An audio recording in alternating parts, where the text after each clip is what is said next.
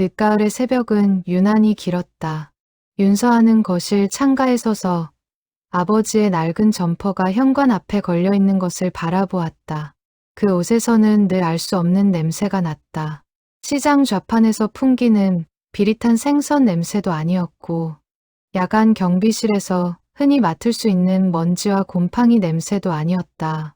그것은 차라리 병원 복도에서 나는 소독약 냄새와 닮아 있었다.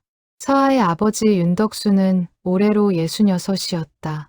젊은 시절 정미소에서 기계를 돌리던 그는 정미소가 문을 닫은 뒤로 이런저런 일을 거치다가 5년 전부터 동네 전통시장의 야간 관리인 자리를 맡고 있었다.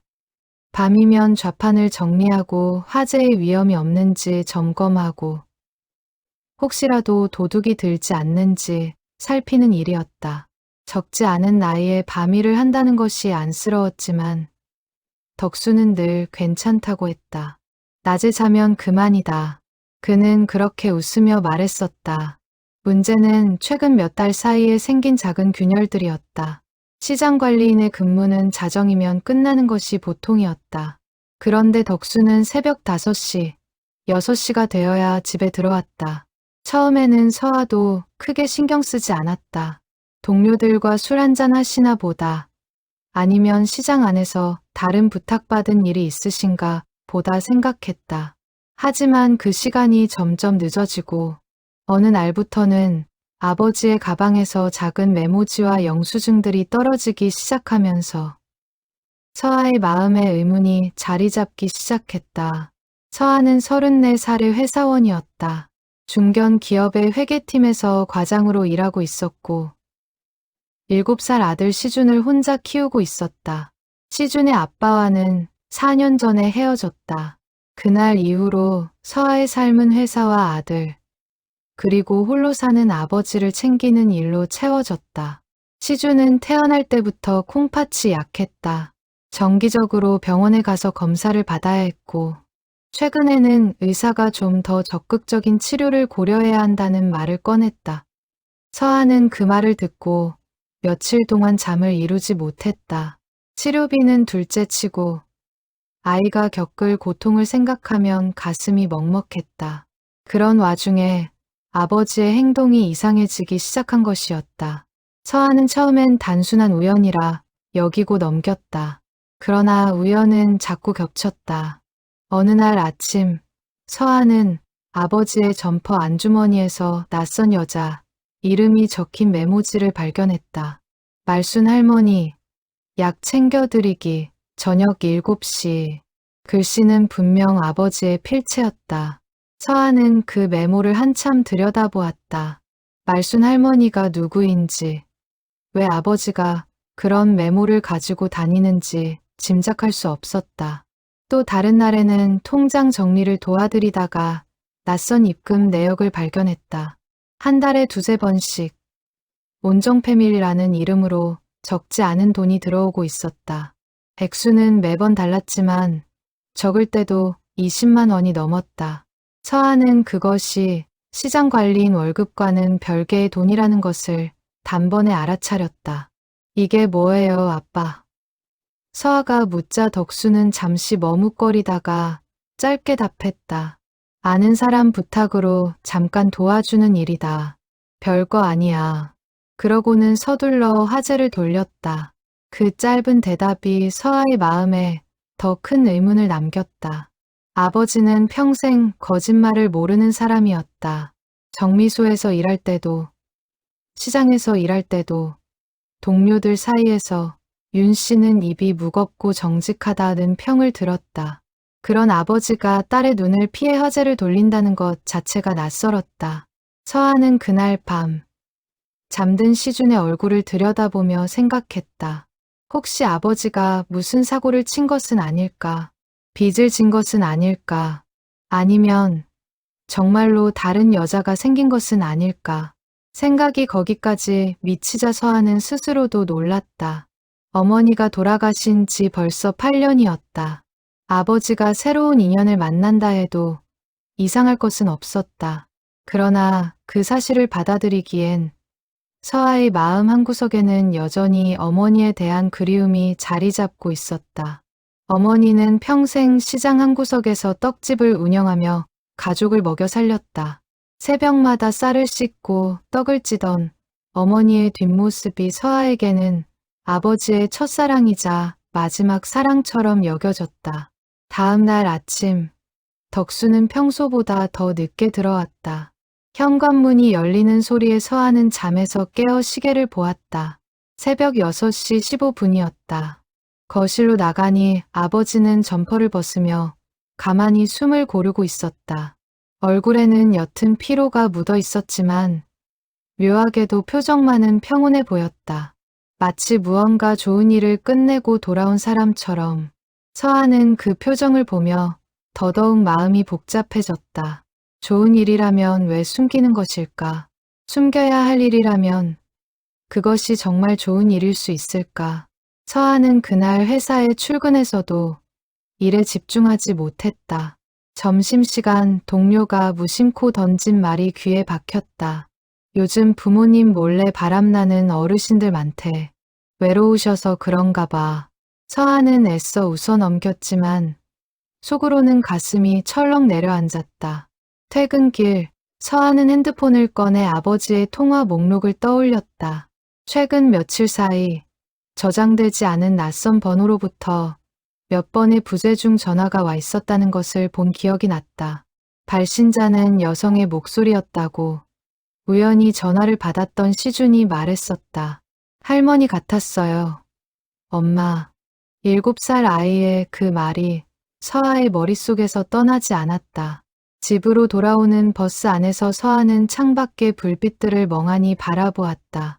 한때는 세상에서 가장 단단하고 변함없는 사람이라고 믿었던 아버지였다. 정미소가 부도났을 때도, 어머니가 병으로 누워 계실 때도, 덕수는 단 한 번도 무너지는 모습을 보이지 않았다. 그런 아버지에게 자신도 모르는 비밀이 생겼다는 사실이 서아에게는 어떤 배신감보다도 더 깊은 두려움으로 다가왔다. 아버지가 변한 것이 아니라 자신이 아버지에 대해 모르는 부분이 이렇게나 많았다는 사실이 두려웠던 것이다. 그날 밤, 서아는 평소보다 일찍 잠든 시준의 방문을 닫고 거실로 나왔다. 식탁 위에는 아버지가 아침에 미처 챙기지 못한 작은 수첩이 놓여 있었다. 손바닥만한 낡은 수첩이었다. 서아는 그것을 집어들었다가 차마 펼쳐보지 못하고 다시 내려놓았다. 아버지의 사생활을 함부로 들여다보는 것 같아 마음이 무거웠다. 그러나 동시에 그 안에 무엇이 적혀 있을지 너무도 궁금했다.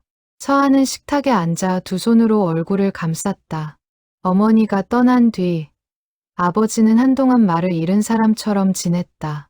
새벽마다 어머니가 떡을 찌던 그 자리에 가만히 서서 텅 빈 좌판을 한참씩 바라보곤 했다.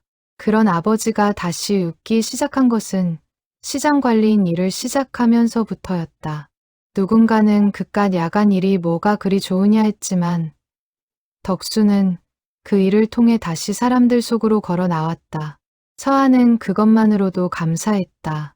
아버지가 다시 웃을 수 있다면 그 일이 무엇이든 상관없다고 생각했었다. 그러나 지금 그 웃음의 이유가 자신이 알지 못하는 어떤 비밀에서 비롯된 것이라면 서아는 그것을 순순히 받아들일 수 있을지 자신이 없었다.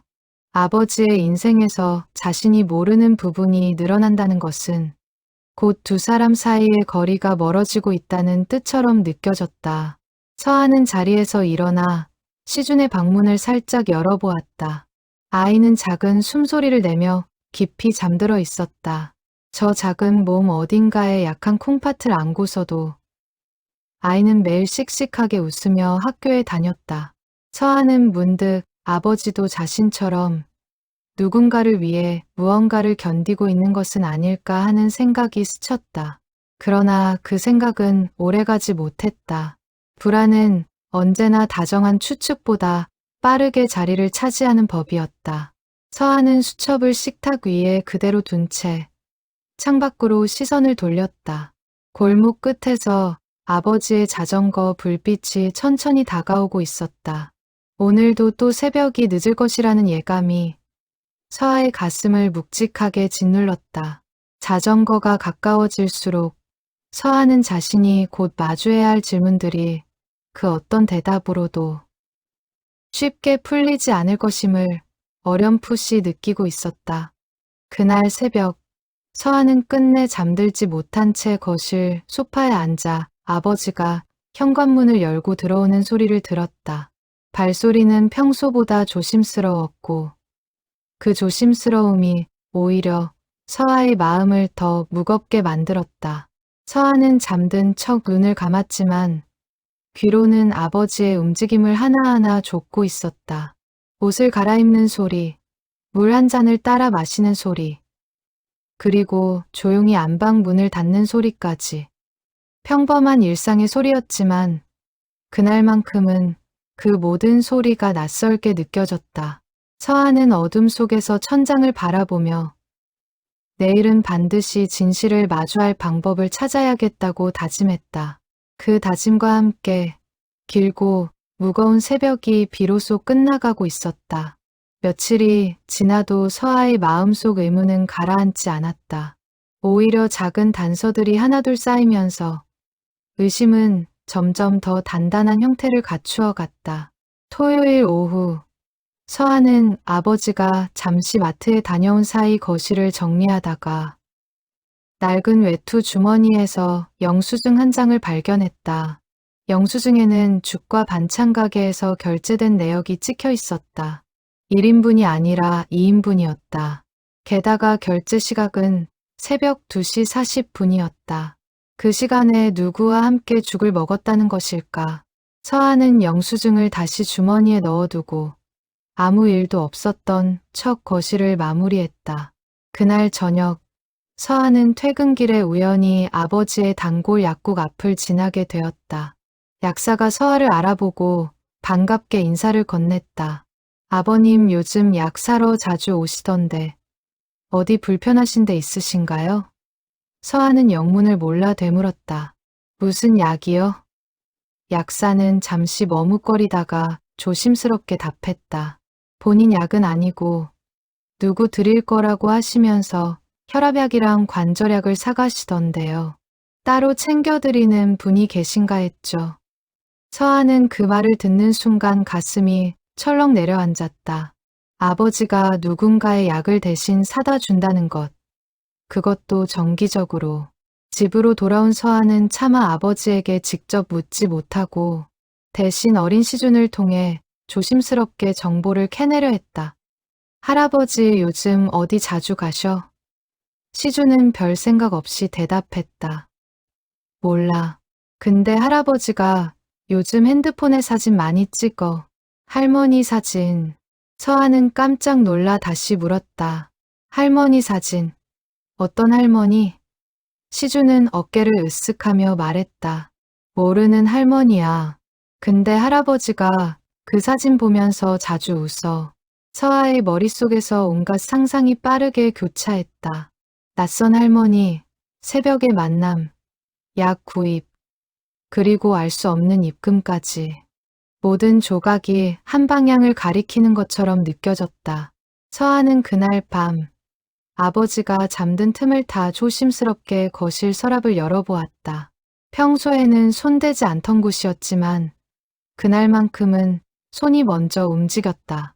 서랍 안에는 낡은 사진 몇 장과 함께 온정 패밀리라는 글자가 인쇄된 작은 안내문이 들어있었다. 안내문에는 흐릿하게 동행 매니저 위촉장이라는 문구와 아버지의 이름이 적혀 있었다. 서아는 그것을 손에 쥐고 한참을 들여다보았다. 동행 매니저라는 말이 무엇을 의미하는지 짐작조차 가지 않았다. 다만 그 단어가 풍기는 묘한 분위기, 공식적인 듯하면서도 비밀스러운 그 분위기가 서아의 불안을 더욱 키웠다. 다음 날 서아는 회사에 반차를 내고 인터넷으로 온정 패밀리를 검색해 보았다. 검색 결과는 많지 않았지만 몇 개의 블로그 글에서 그 이름을 발견할 수 있었다. 어느 글에는 혼자 사시는 부모님께 자식 같은 분을 보내드리는 곳이라는 설명이 적혀 있었다. 또 다른 글에는 돈을 받고 가족처럼 곁을 지켜주는 서비스라는 표현도 있었다.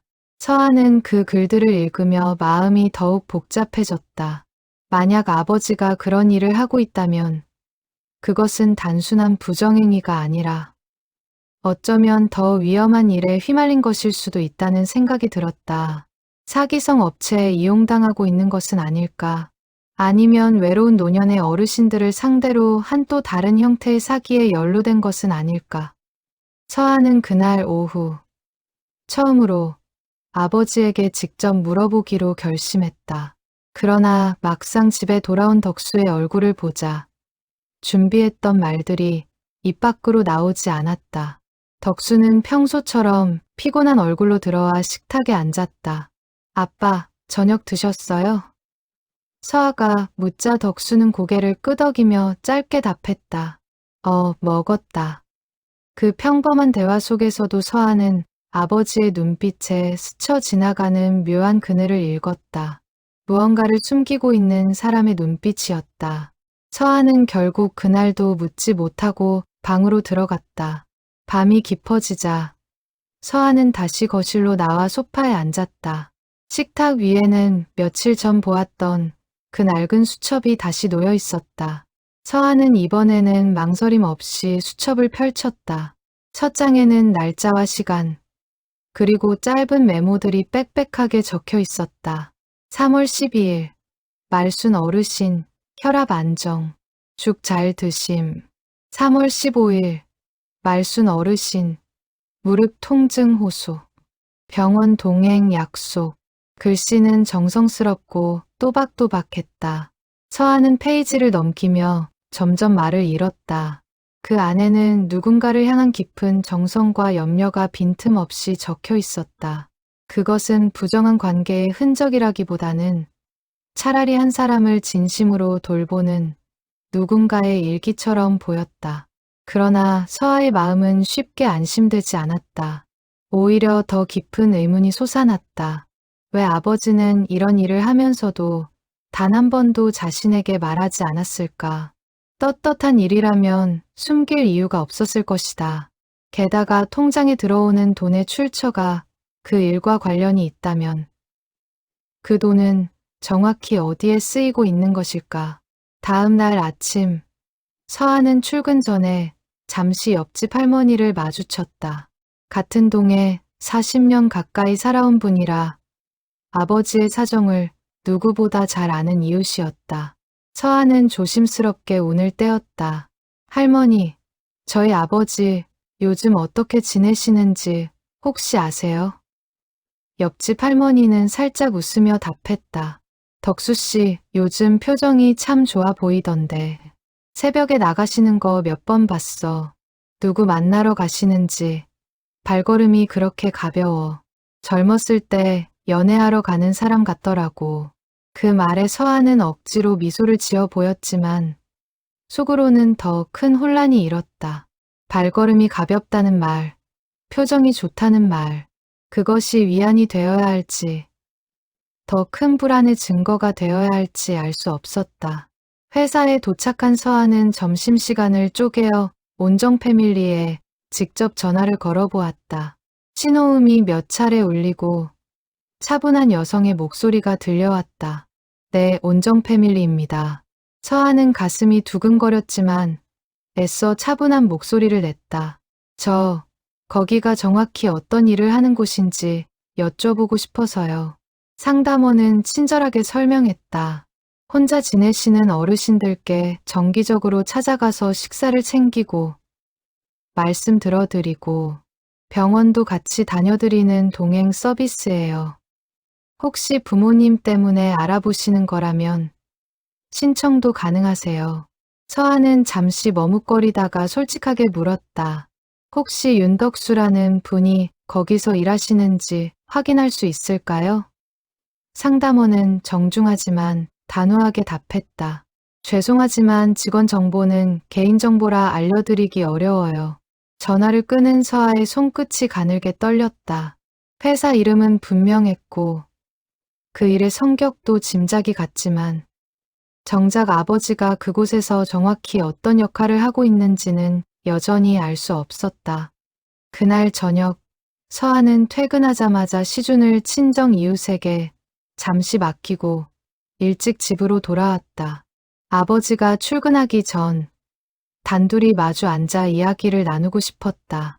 그러나 막상 식탁에 마주 앉자 말이 쉽게 나오지 않았다.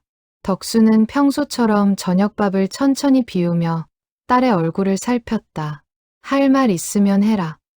표정이 왜 그렇게 굳어 있어? 서한은 숨을 한 번 크게 들이쉬고는 준비했던 질문 대신 다른 말을 꺼냈다. 아빠, 요즘 많이 피곤해 보이세요. 건강 괜찮으신 거죠? 덕수는 잠시 멈칫했다가 짧게 웃었다. 괜찮다. 걱정 마라. 그 웃음 끝에 스치는 옅은 그늘을 서한은 또 한 번 놓치지 않았다. 창밖에는 어느새 옅은 새벽빛이 번지고 있었다. 오늘도 아버지는 아직 돌아오지 않았다. 서한은 두 손을 모으고 처음으로 아버지의 안전을 진심으로 걱정하기 시작했다. 단순한 의심을 넘어 혹시 아버지가 어떤 위험한 곳에 발을 들인 것은 아닐까 하는 두려움이 가슴 깊은 곳에서 차오르고 있었다. 서한은 자리에서 일어나 부엌으로 가 물 한 잔을 따라 마셨다. 차가운 물이 목을 타고 내려가면서도 마음속 불안은 가시지 않았다. 창밖 골목길 끝에서 자전거 바퀴 소리가 들려오자 서한은 황급히 거실 불을 끄고 다시 자리에 앉았다. 아직은 아버지와 마주할 준비가 되지 않았다는 생각이 들었다. 오늘 밤의 발견들을 천천히 정리하고 더 확실한 증거를 손에 넣은 뒤에야 비로소 진실을 물을 수 있을 것 같았다. 서한은 어두운 거실에 앉아 현관문이 조용히 열리고 아버지의 발소리가 안방으로 사라질 때까지 숨죽인 채 기다렸다. 그 짧은 기다림 속에서도 서아의 머릿속은 끝없는 질문들로 가득 차 있었다. 주말이 되자 서아는 오랜만에 시준을 데리고 아버지의 집을 찾았다. 명목은 반찬을 가져다 드린다는 것이었지만 실제로는 아버지의 생활을 좀 더 가까이서 살펴보고 싶은 마음이 컸다. 덕수는 손자를 보자마자 환하게 웃으며 마당까지 나와 맞았다. 이게 누구야? 우리 시준이 왔구나. 시준은 할아버지의 품에 안겨 까르륵 웃었고 그 모습을 보는 서아의 마음도 잠시 누그러졌다. 그러나 거실에 들어선 순간 서아의 시선은 자연스럽게 식탁 위 작은 액자로 향했다. 낯선 할머니의 사진이었다. 환하게 웃고 있는 노인의 얼굴이었고 곁에는 작은 손글씨로 고맙습니다. 우리 아들이라는 문구가 적혀 있었다. 서아는 그 액자를 가만히 바라보다가 결국 입을 열었다. 아빠, 이 할머니는 누구세요? 덕수는 잠시 멈칫했다. 손에 들고 있던 찻잔을 식탁에 내려놓는 손끝이 미세하게 떨렸다. 그냥 아는 분이다. 서아는 더 이상 참을 수 없었다. 아빠, 저 이제 더는 모른 척 못하겠어요. 새벽마다 어디 가시는지, 이 돈은 다 뭔지, 이 할머니는 누군지 말씀해 주세요. 덕수의 얼굴에 당황한 기색이 스쳤다. 그는 한동안 말을 잇지 못하고 창밖을 바라보았다. 마침내 그가 입을 열었을 때 목소리는 평소보다 낮고 조심스러웠다. 별일 아니다. 그냥 어려운 분 도와드리는 거야. 너 신경 쓸 거 없다. 별일 아니라면서 왜 숨기세요? 서아의 목소리가 떨렸다. 아빠가 무슨 사고를 치셨을까봐, 빚을 지셨을까봐, 아니면 더 나쁜 일에 얽히셨을까봐 제가 얼마나 걱정했는지 아세요? 덕수는 딸의 격한 반응에 적잖이 놀란 듯했다. 사고는 무슨 사고냐? 그런 거 아니다. 그럼 말씀해 주세요. 저도 알 권리 있잖아요. 시주는 두 사람 사이의 팽팽한 분위기를 눈치챈 듯 슬그머니 할아버지의 다리 뒤로 가서 숨었다. 그 모습을 본 덕수는 잠시 마음이 흔들리는 듯 했지만 곧 다시 단호한 표정으로 돌아왔다. 손자 앞에서 가족 간의 다툼을 보이고 싶지 않은 마음과 아직은 진실을 털어놓을 수 없다는 두 가지 마음이 그의 얼굴에 동시에 스쳐 지나갔다. 덕수는 한참을 침묵하다가 결국 고개를 저었다. 지금은 말 못한다. 시간을 좀 줘라. 그 대답에 서한은 더 깊은 상처를 받았다. 시간을 달라는 말은 곧 지금은 진실을 보여줄 수 없다는 뜻으로 들렸다. 덕수는 딸의 굳은 얼굴을 보며 마음이 무너지는 것을 느꼈다. 그는 딸에게 모든 것을 털어놓고 싶은 마음이 굴뚝 같았다. 그러나 그 일을 시작하게 된 계기, 그리고 그 일을 통해 갖고 있는 오래된 빚에 대해 이야기하려면 결국 자신의 아버지 이야기까지 꺼내야 했다. 평생 가슴에 묻어둔 그 죄책감을 딸 앞에서 다시 끄집어낼 자신이 덕수에게는 없었다. 게다가 자신이 그 일로 버는 돈을 어디에 쓰고 있는지 말하게 되면 서아가 시준의 병을 두고 더 큰 부담을 느낄 것이 분명했다. 그는 차라리 의심받는 쪽을 택했다. 딸이 자신을 오해하더라도 손자가 더 큰 걱정을 떠안는 것보다는 나았다. 그날 밤 집으로 돌아오는 차 안에서 서아는 운전대를 잡은 손에 힘을 주었다. 시주는 뒷자리에서 곤히 잠들어 있었다. 라디오에서는 옛 가요가 흘러나오고 있었고 그 노랫소리가 서아의 마음을 더욱 아리게 했다. 어머니가 살아 계실 때 가족 셋이 이렇게 차를 타고 시장을 다녀오던 기억이 떠올랐다. 그때는 모든 것이 단순하고 분명했다. 아버지는 늘 정직했고 어머니는 늘 다정했고 가족은 늘 한 덩어리였다. 그러나 지금 서아는 자신이 평생 알아왔다고 믿었던 아버지의 얼굴 뒤에 또 다른 얼굴이 숨어 있다는 사실을 받아들이기 힘들었다.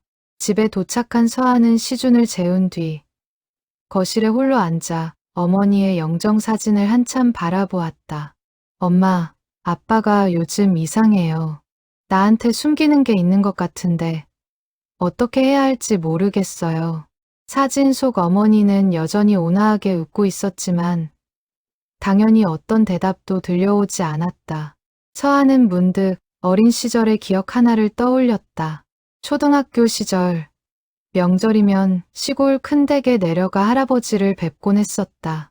할아버지는 외딸인 며느리도 손녀인 서아도 다정하게 안아주는 분이었지만 정작 아들인 덕수와는 평생 어색한 사이였다.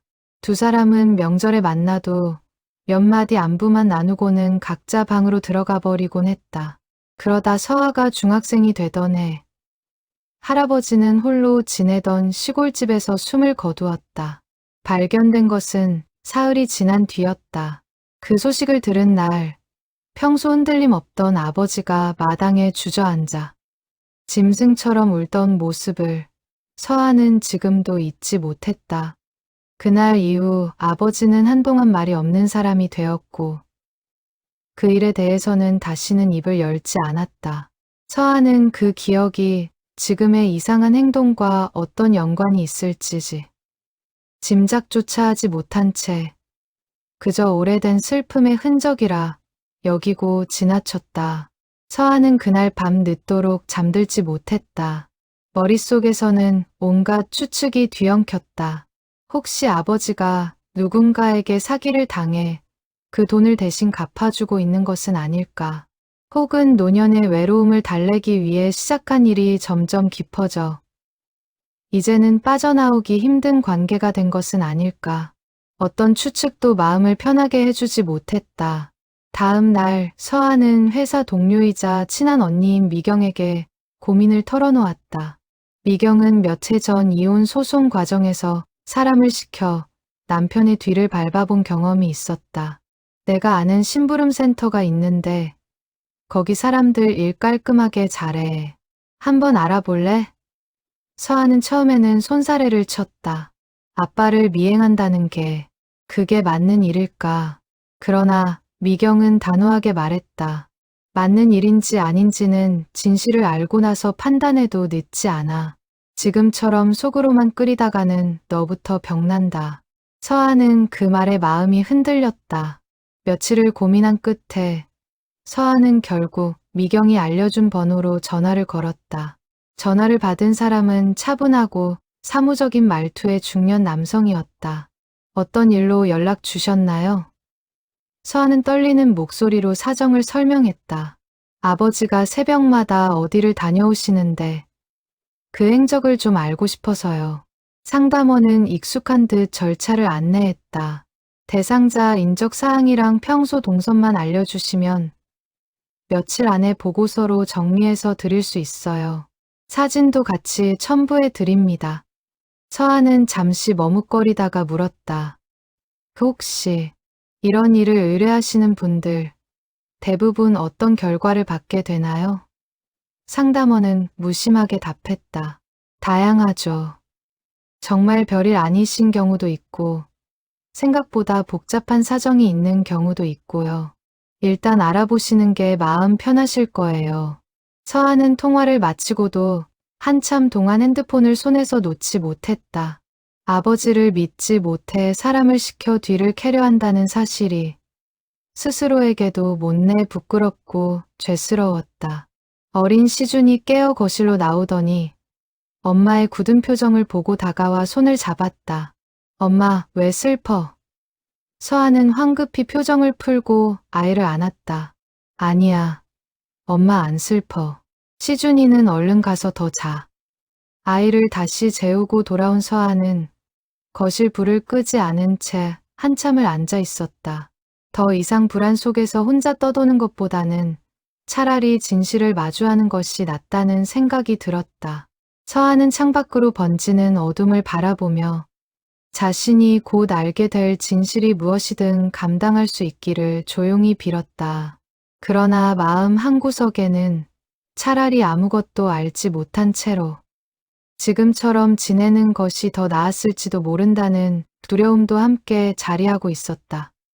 그날 밤의 그 두려움은 다음 날 새벽 더 큰 결심으로 이어질 예정이었다. 서한은 천천히 불을 끄고 방으로 들어갔지만 좀처럼 잠을 이루지 못한 채 천장만 바라보았다. 머릿속에서는 내일 받게 될 보고서의 내용이 어떤 모습일지 온갖 장면들이 스쳐 지나갔다. 새벽이 다 지나서야 서한은 겨우 얕은 잠에 빠져들었다. 꿈속에서도 낯선 골목과 흐릿한 그림자들이 어지럽게 스쳐 지나갔다. 닷새 후 서하의 메일함으로 한 통의 메일이 도착했다. 발신인은 의뢰했던 심부름센터였다. 제목은 단순했다. 조사 결과 보고서. 서하는 회사 화장실 칸에 들어가 떨리는 손으로 메일을 열었다. 첨부된 파일에는 며칠간 아버지를 따라다니며 찍은 사진들과 시간대별로 정리된 동선 기록이 담겨 있었다.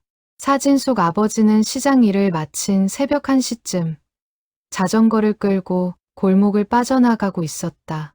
다음 사진은 낡은 주택가의 작은 단독주택 앞에 멈춰선 모습이었다. 그리고 그 다음 사진에서 아버지는 그 집의 현관문을 열고 들어가는 뒷모습이 찍혀 있었다. 보고서에는 짧은 설명이 덧붙어 있었다. 대상자는 해당 주소에서 평균 3시간가량 머무른 후 다시 시장 쪽으로 돌아가는 패턴을 반복함. 해당 주소의 거주자는 70대 여성으로 추정되며 정확한 신원은 추가 확인이 필요함. 서한은 그 문장을 읽고 또 읽었다.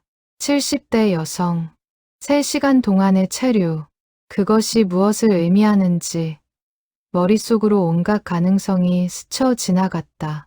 가장 단순한 설명은 역시 가장 두려운 설명이었다. 아버지가 그 집의 여성과 부적절한 관계를 맺고 있을지도 모른다는 생각이 서하의 가슴을 무겁게 짓눌렀다. 서하는 화장실 칸에서 나와 세면대 앞에 한참을 서 있었다. 거울 속 자신의 얼굴이 낯설게 느껴졌다.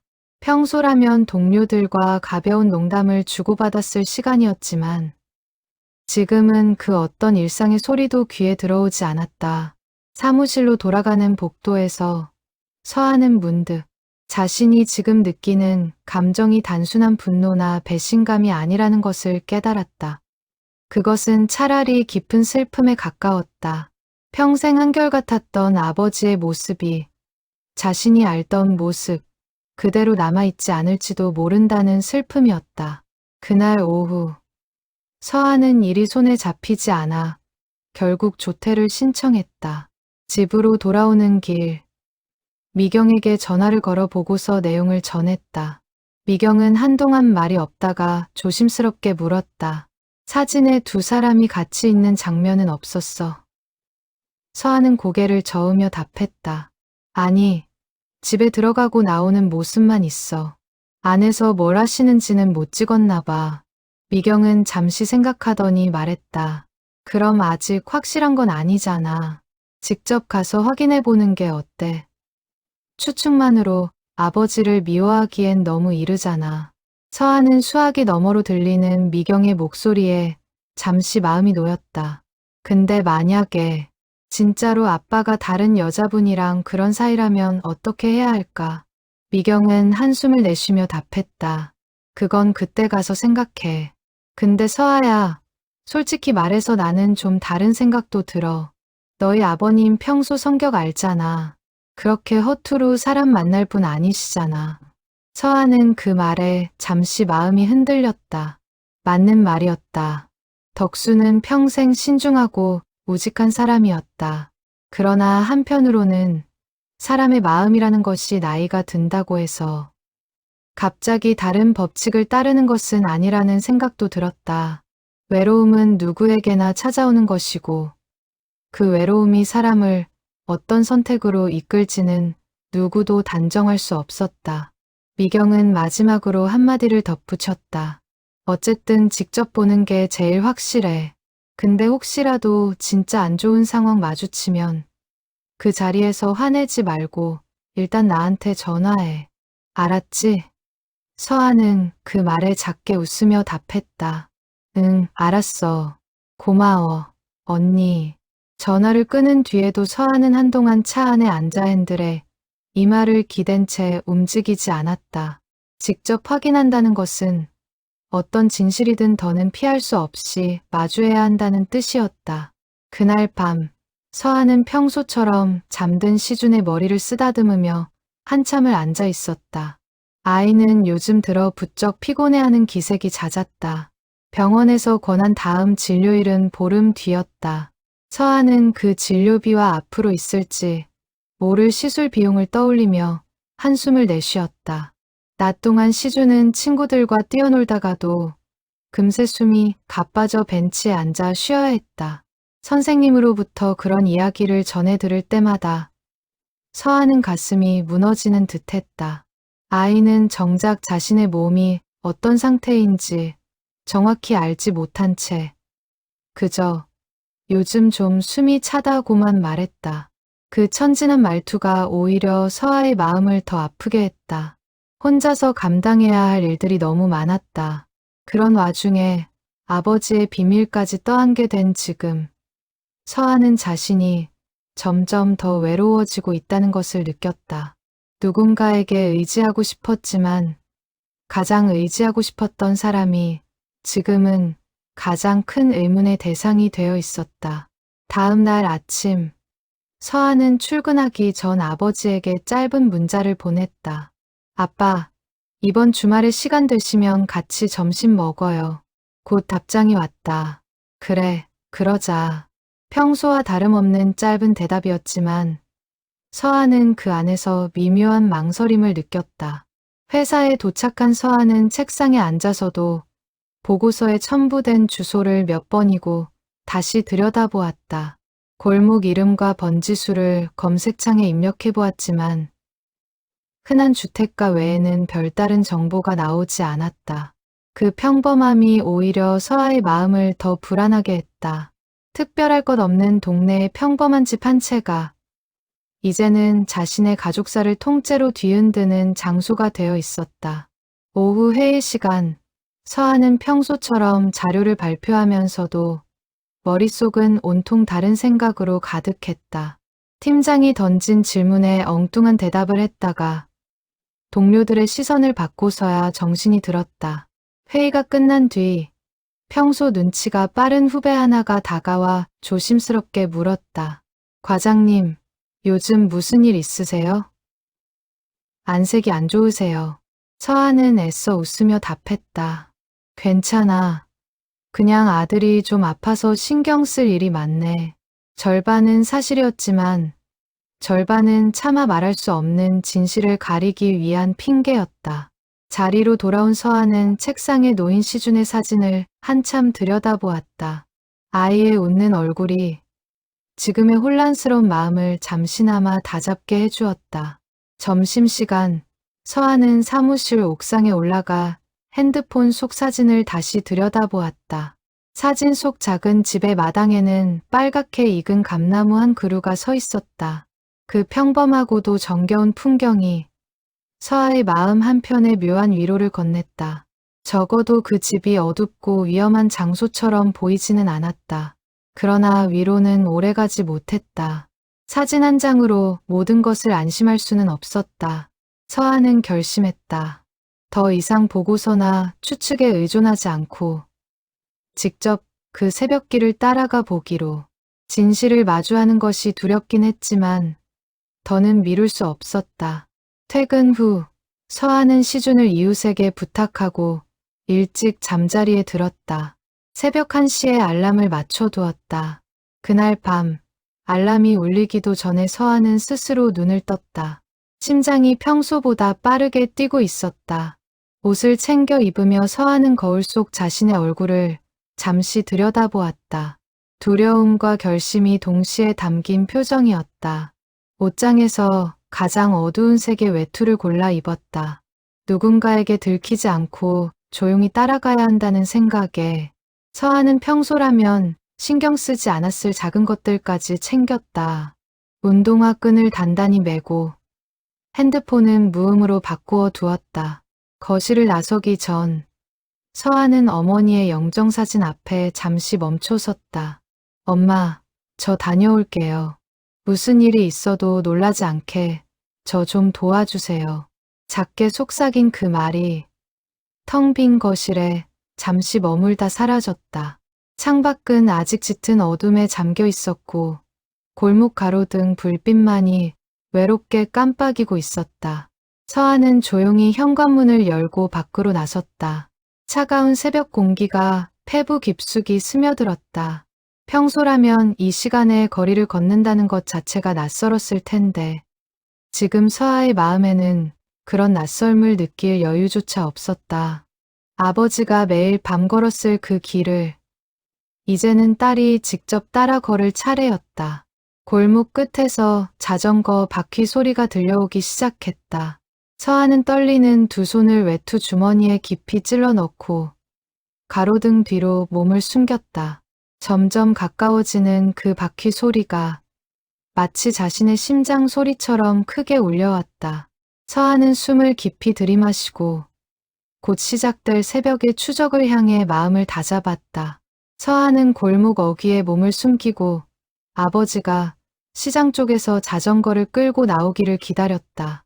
멀리서 익숙한 그림자가 보이자 심장이 더욱 거세게 뛰기 시작했다. 덕수는 평소처럼 자전거 짐바지에 작은 보따리를 싣고 천천히 페달을 밟았다. 서아는 일정한 거리를 유지하며 조심스럽게 뒤를 따랐다. 새벽의 골목은 고요했고 발소리 하나도 크게 울리는 듯했다. 몇 번이나 들킬까봐 가슴이 철렁했지만 덕수는 한 번도 뒤를 돌아보지 않았다. 가로등 불빛이 드문드문 비추는 골목을 걸으며 서아는 자신이 지금 무엇을 하고 있는지 거듭 자문했다. 평생을 믿고 따라온 아버지를 몰래 미행한다는 것이 스스로에게도 낯설고 죄스러운 일이었다. 그러나 발걸음을 멈출 수는 없었다. 진실을 알지 못한 채로는 더 이상 단 하루도 마음 편히 지낼 수 없을 것 같았다. 새벽 공기는 차가웠고 입김이 허공에 하얗게 흩어졌다 사라졌다. 멀리서 개 짖는 소리가 한번 들리더니 다시 정적이 골목을 채웠다. 20분쯤 걸었을까. 덕수는 낡은 주택가의 한 골목으로 들어섰다.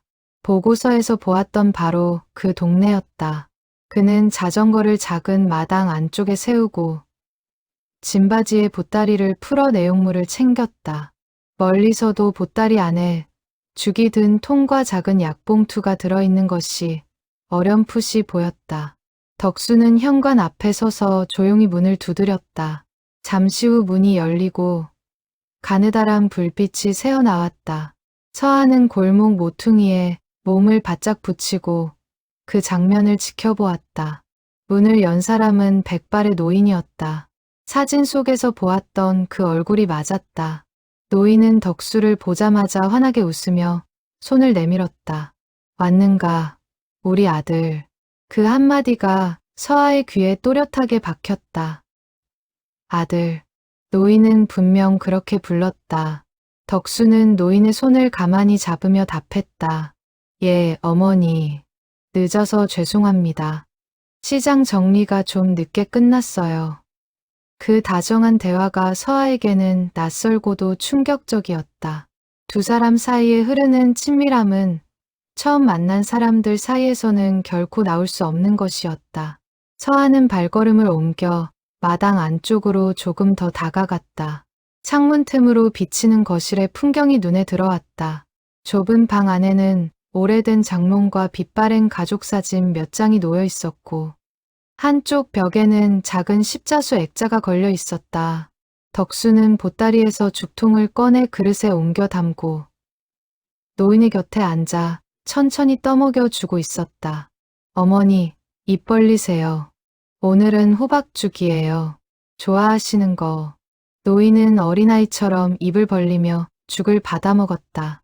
그 모습을 지켜보던 덕수의 얼굴에는 서하가 평생 본 적 없는 표정이 떠올라 있었다. 그것은 단순한 동정이나 의무가 아니라 깊은 애정과 정성이 담긴 표정이었다. 서하는 그 자리에 서서 한동안 움직이지 못했다. 머릿속에서 그려왔던 모든 추측이 한순간에 무너져 내렸다.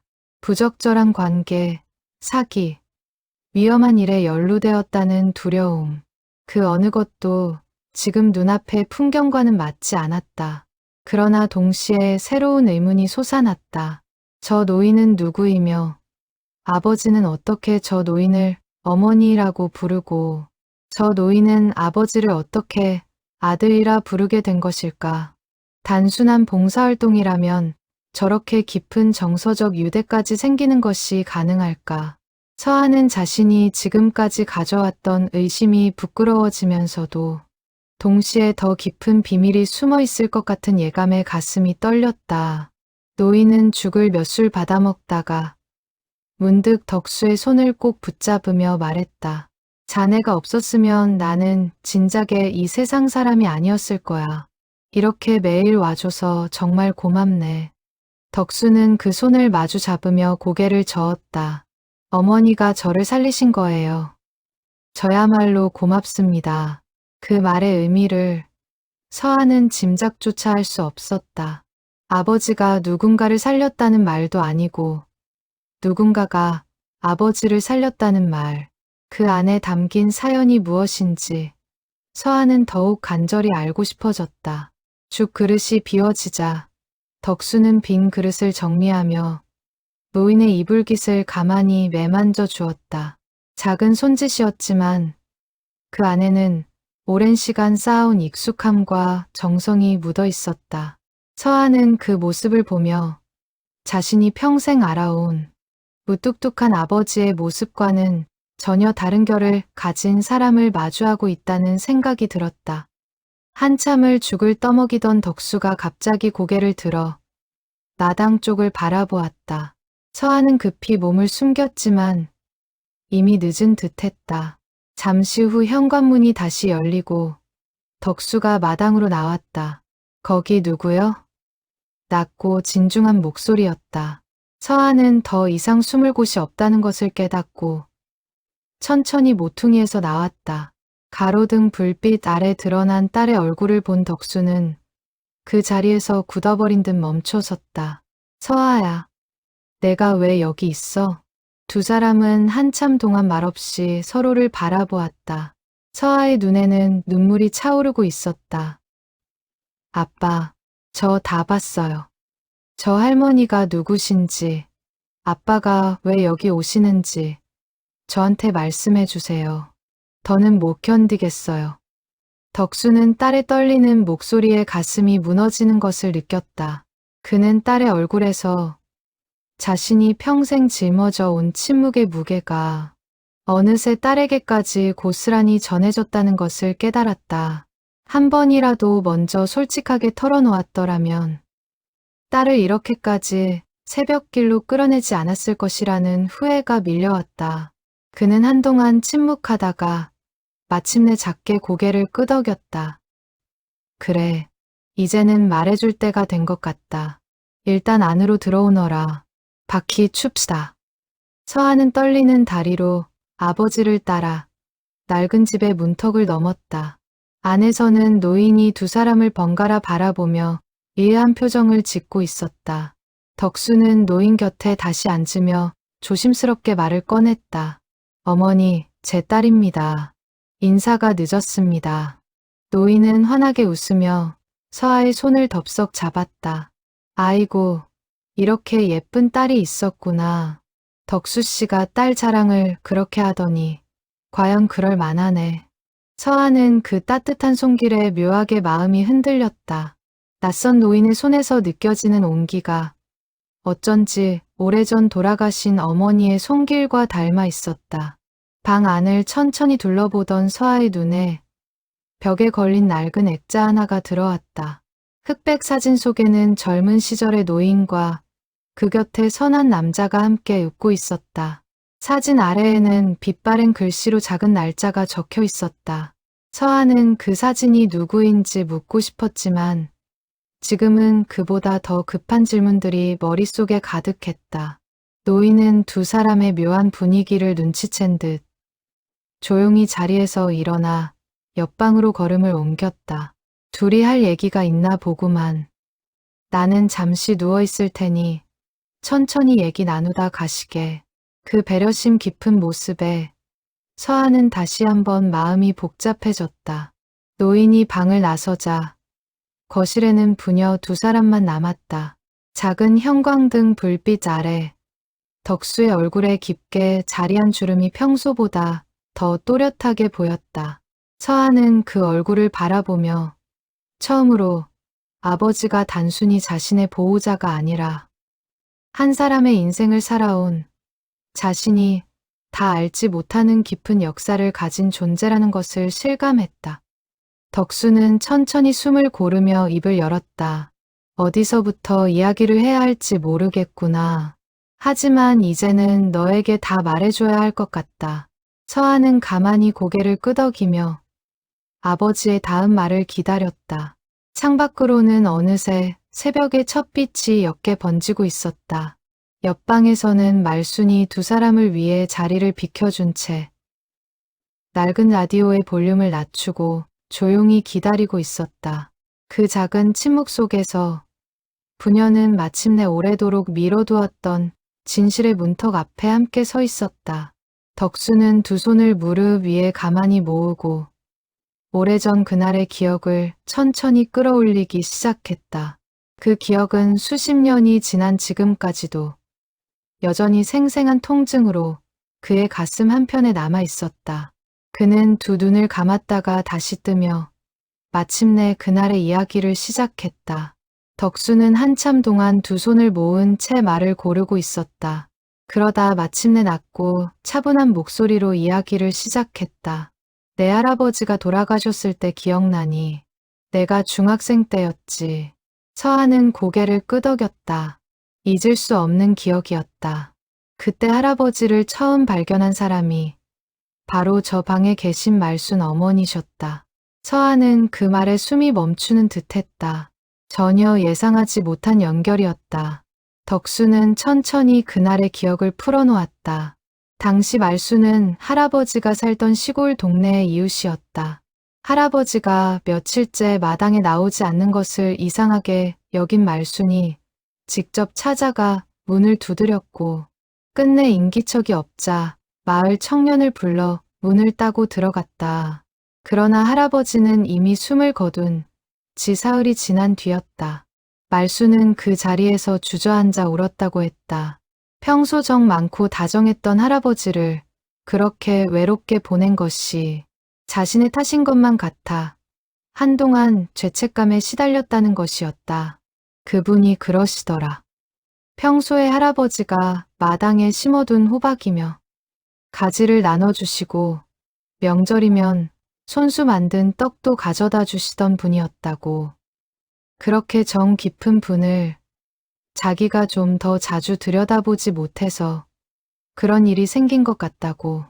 몇 년이 지나도 그 죄책감을 떨치지 못하셨다더라. 덕수는 잠시 말을 멈추고 창밖을 바라보았다. 어둠 속에서 옅게 번지는 새벽빛이 그의 얼굴을 비추고 있었다. 사실 그건 그분의 잘못이 아니었다. 진짜 잘못은 그 곁을 지켜야 했던 아들인 내가 못 지킨 것이었지. 장례식장에 그분이 찾아오셨었다. 너는 너무 어려서 기억이 안 날 거다. 덕수의 목소리가 떨렸다. 그때 그분이 내 손을 잡고 그러시더라. 내가 조금만 더 일찍 가봤더라면 정말 죄송합니다. 나는 그 말을 듣고도 아무 대답을 못했다. 사실은 내가 더 죄송해야 할 사람이었으니까. 나는 아버지가 혼자 사시는 걸 알면서도 바쁘다는 핑계로 몇 달에 한 번 겨우 찾아가는 아들이었다. 덕수는 잠시 말을 멈추고 깊은 숨을 내쉬었다. 그날 이후로 나는 늘 그 죄책감을 가슴에 품고 살았다. 아버지를 그렇게 외롭게 보낸 죄, 그리고 그 죄를 대신 짊어지고 자책하시던 그 어른께 아무것도 해드리지 못한 죄. 서한은 묵묵히 아버지의 이야기를 들었다.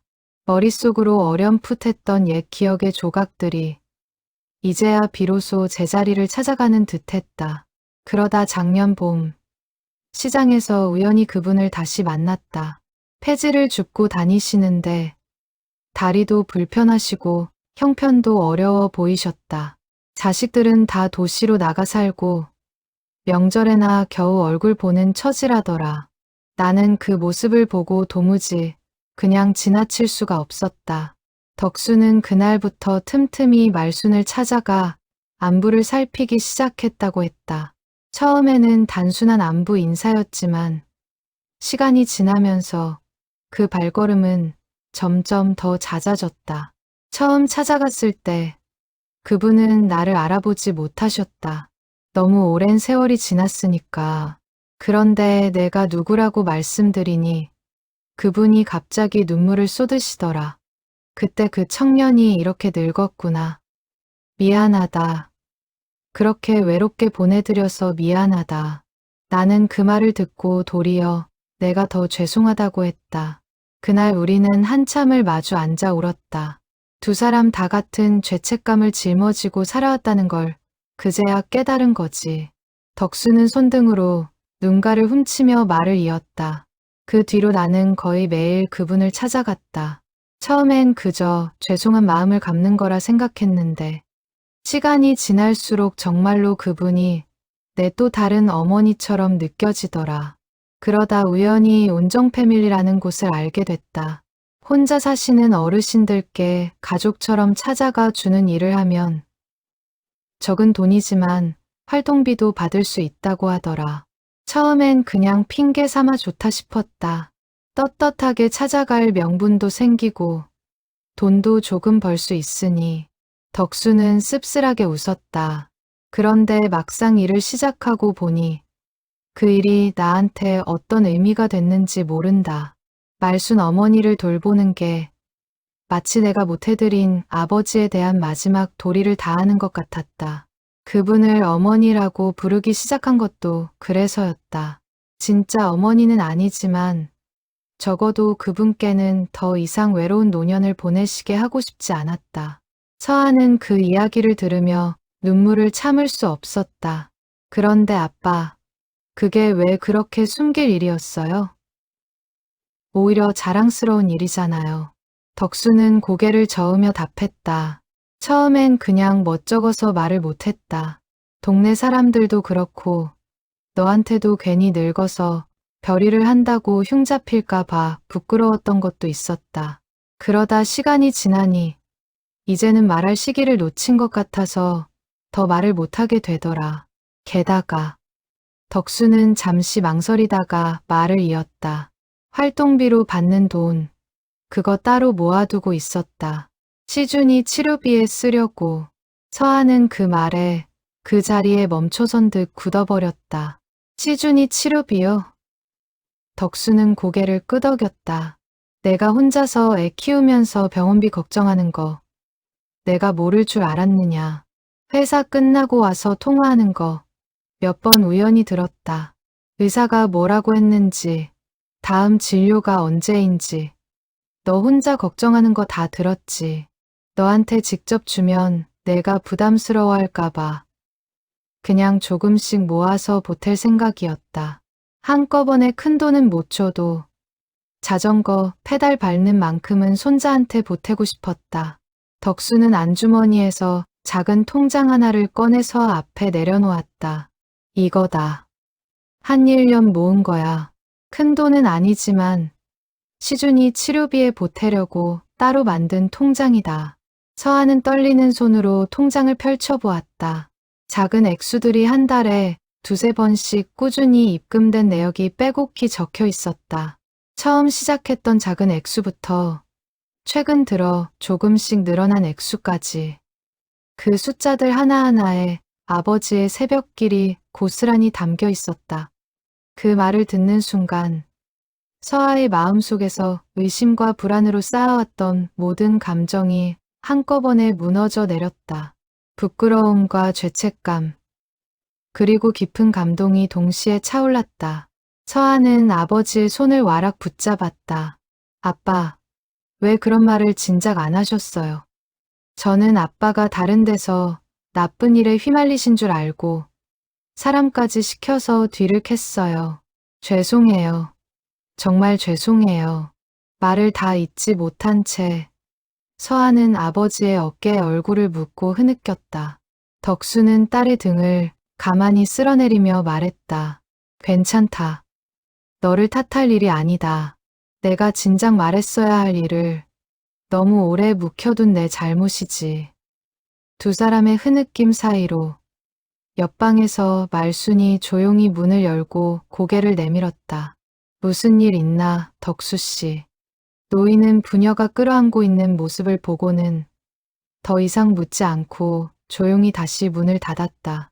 그 작은 배려 속에서 서아는 이 낡은 집 안에 흐르는 따뜻한 정이 결코 우연이 아니라는 것을 느꼈다. 창밖으로는 어느새 푸르스름한 새벽빛이 완연하게 번지고 있었다. 오랜 세월 쌓여온 오해와 의심이 그 새벽빛 속에서 천천히 녹아내리고 있었다. 서아는 눈물을 닦으며 천천히 고개를 들었다. 아버지의 얼굴에는 오랜 세월 짓눌려 있던 무언가가 비로소 가벼워진 듯한 표정이 떠올라 있었다. 서아는 그 표정을 보며 진실을 마주하는 일이 두려움보다는 결국 안도와 치유로 이어진다는 것을 깨달았다. 두 사람은 서로의 손을 다시 한번 꼭 마주 잡았다. 그 손끝에서 전해지는 온기가 오랜 세월 쌓였던 거리감을 천천히 메워주고 있었다. 옆방에서는 여전히 말순이 두 사람을 위해 자리를 비켜준 채 기다리고 있었고 그 따뜻한 배려가 이 작은 집 전체를 감싸고 있는 듯했다. 그 평온한 공기 속에서 부녀는 비로소 오랜 응어리를 내려놓을 수 있었다. 창밖의 새벽빛은 점점 더 환하게 번지며 두 사람이 함께 걸어가야 할 새로운 하루를 비추고 있었다. 새벽이 완전히 밝아올 무렵 말수는 다시 거실로 나왔다. 부녀가 눈물을 닦고 자세를 고쳐 앉는 모습을 보며 노인은 조용히 웃었다. 이제 속 시원히 다 얘기했나 보구먼. 잘했네, 잘했어. 그런 건 가족끼리 숨기면 안 되는 거야. 서아는 눈물 자국이 남은 얼굴로 말순에게 고개를 숙였다. 할머니, 그동안 제가 오해해서 죄송했어요. 아버지를 이렇게 보살펴 주셔서 정말 감사합니다. 말수는 손을 내저으며 답했다. 오해는 무슨. 딸이 아버지 걱정하는 게 당연하지. 오히려 내가 고맙다고 해야지. 덕수 씨 덕분에 내가 이 나이에 다시 아들을 얻었으니. 서아는 벽에 걸린 흑백 사진을 가리키며 조심스럽게 물었다. 할머니, 저 사진은 누구세요? 말순의 표정이 잠시 아련해졌다. 저건 우리 남편이야. 한참 됐지. 떠난 지가. 우리 부부도 그 시절엔 참 다정했었는데. 말순은 사진을 한참 바라보다가 다시 입을 열었다. 남편은 젊었을 때 트럭을 몰고 전국 시장을 돌며 옷감을 떼다 팔았어. 집을 비우는 날이 많아서 외롭기도 했지만 그 사람이 돌아오는 날이면 늘 손에 뭔가를 사 들고 왔어. 어떤 날은 내 한복 옷감, 어떤 날은 아이들 줄 사탕 한 봉지. 그렇게 평생을 같이 살았는데 갑자기 심장이 멈춰서 가버렸어. 인사도 제대로 못했지. 말수는 잠시 말을 멈추고 손가락으로 사진의 가장자리를 매만졌다. 남편 떠나고 나서 한동안은 정말 숨도 못 쉴 만큼 힘들었어. 그래도 자식들 키워야 한다는 생각에 정신을 차렸지. 한복 바느질로 먹고 살았어. 그땐 손이 빨라서 동네에서 알아주는 솜씨였는데 말수는 자신의 지난 시절을 천천히 풀어놓았다. 남편과 함께 작은 한복 가게를 운영하며 자식 셋을 키웠던 이야기. 자식들이 모두 도시로 떠난 뒤 홀로 남게 된 외로움. 그리고 폐지를 주어 생계를 보태던 나날들.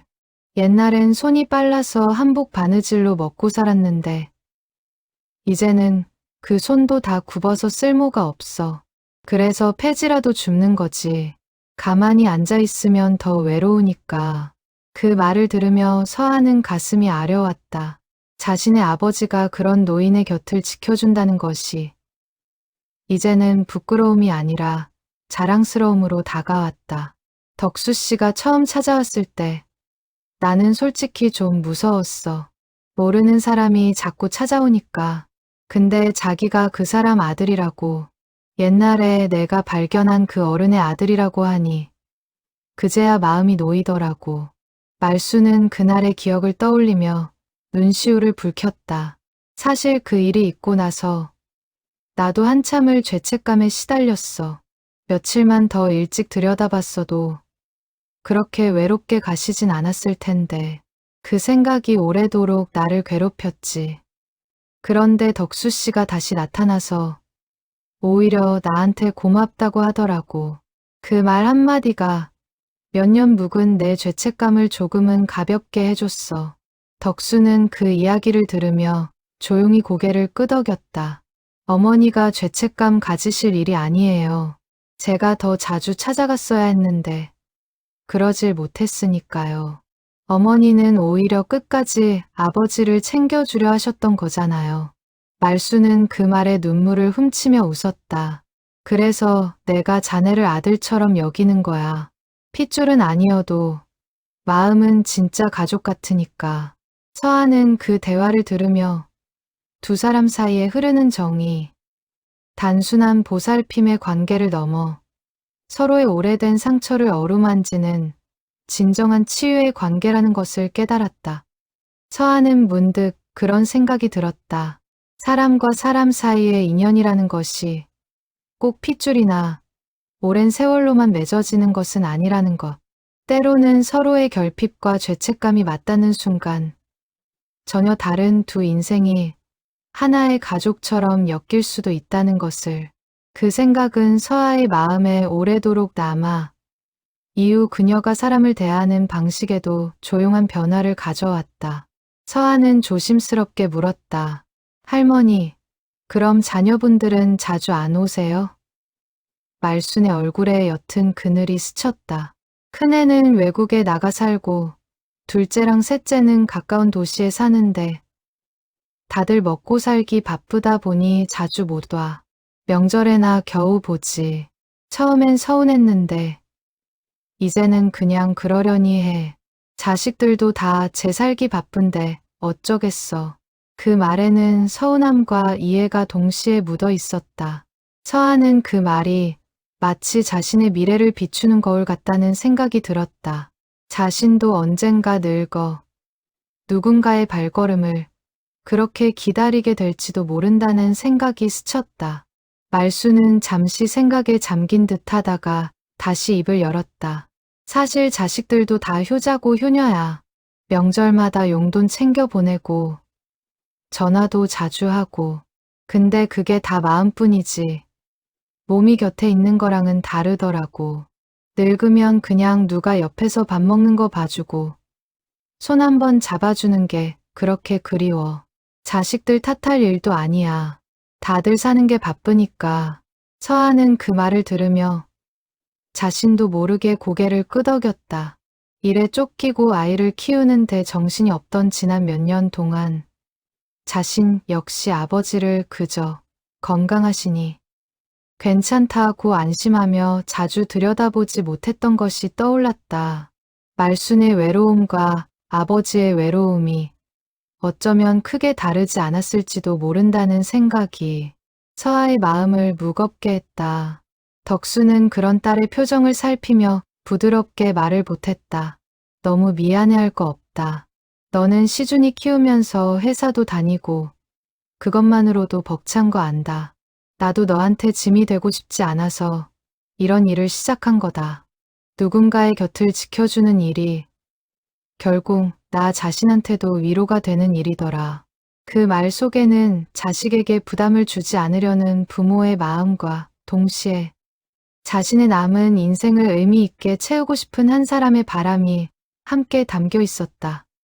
서하는 그 마음을 헤아리며 앞으로는 아버지의 삶을 더 가까이서 함께하겠다고 다짐했다.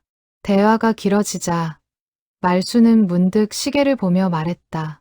아이고, 둘이 얘기하느라 시간 가는 줄도 몰랐네. 덕수 씨, 이제 곧 출근 시간 아닌가. 덕수는 그제야 정신을 차리고 손목시계를 확인했다. 아, 맞다. 어머니, 오늘은 늦었으니 이만 가볼게요. 내일 또 올게요. 말수는 두 사람을 현관까지 배웅하며 서하의 손을 다시 한번 꼭 잡았다.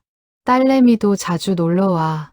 늙은이 말 상대해주는 것도 큰 효도야. 서하는 그 말에 환하게 웃으며 고개를 끄덕였다. 네, 할머니. 또 올게요. 현관문을 나서기 전 말수는 부엌으로 들어가 작은 비닐봉지 하나를 들고 나왔다. 안에는 직접 담근 깨십장아찌가 들어 있었다. 이거 가져가서 밥 반찬해. 손녀 입에는 좀 짤지 몰라도 어른들 입맛엔 딱 맞을 거야. 서하는 그 작은 봉지를 받아들며 코끝이 시큰해졌다. 처음 만난 노인에게서 받는 정성스러운 마음이 마치 오래전 자신의 어머니가 챙겨주던 반찬 같았다. 서하는 그 봉지를 가슴에 꼭 안고 고개를 숙였다. 감사합니다. 할머니, 다음엔 제가 직접 만든 음식 가지고 올게요. 골목을 빠져나오는 부녀의 발걸음 위로 어느새 환한 아침 해가 비치고 있었다. 덕수는 자전거를 천천히 끌며 딸과 나란히 걸었다. 두 사람 사이에는 더 이상 의심이나 거리감이 느껴지지 않았다. 오히려 한층 깊어진 이해와 신뢰가 자리하고 있었다. 서하는 걸으며 조용히 입을 열었다.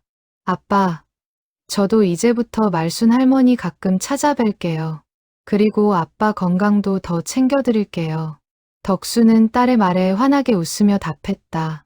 그래, 그래주면 나야 고맙지. 두 사람의 웃음소리가 아침 골목에 잔잔히 울려 퍼졌다. 그 평화로운 풍경 위로 아직 풀리지 않은 한 가지 의문이 서하의 마음 한구석에 남아 있었다. 통장에 적힌 입금 날짜들 중 유난히 액수가 컸던 어느 한 달의 기록이 떠올랐던 것이다. 그 돈이 정확히 어디서 비롯된 것인지 서하는 아직 다 알지 못했다. 그 의문은 며칠 뒤 전혀 예상하지 못한 곳에서 다시 고개를 들게 될 것이었다. 그러나 지금 이 순간만큼은 서하는 그저 되찾은 아버지와의 평온한 아침을 온전히 누리고 싶었다.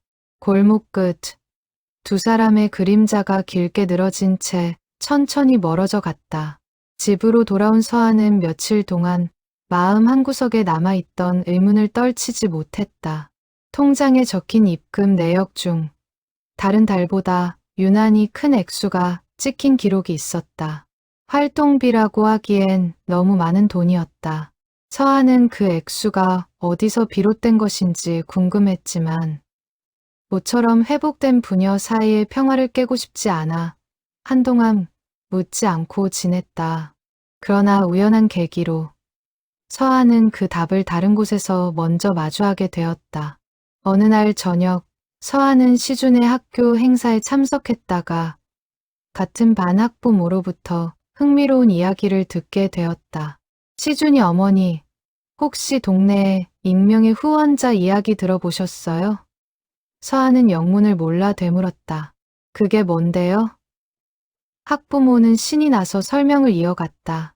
작년부터 동네 복지관에 누가 매달 익명으로 후원금을 보내는데 그 돈으로 형편 어려운 아이들 학용품도 사주고 거동 불편한 어르신들 도시락도 지원한대요. 보낸 사람이 누군지 아무도 모른다는데 복지관 직원들 사이에서는 그게 시장 산타라고 불린다더라고요. 시장 쪽에서 익명으로 보낸다는 소문이 있어서요. 학부모는 목소리를 낮추며 덧붙였다. 재밌는 게 그 후원자가 누군지 알아내려고 복지관에서 한참 수소문했는데도 못 찾았대요.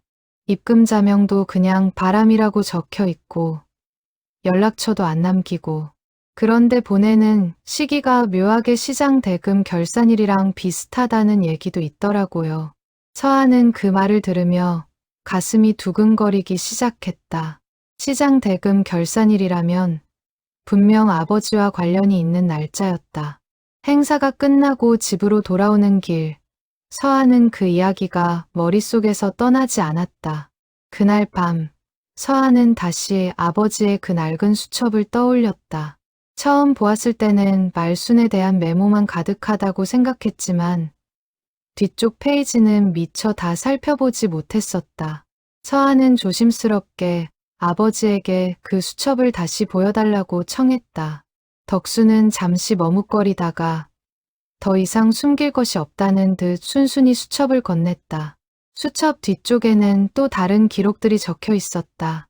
복지관, 학용품비, 5만 원, 거동불편 어르신 도시락 지원, 10만 원. 그 옆에는 날짜와 함께 시장에서 들어온 다른 수입의 일부를 따로 떼어 적립한 흔적이 보였다. 서한은 놀란 눈으로 아버지를 바라보았다. 아빠, 이거 아빠가 복지관에 보내신 거예요?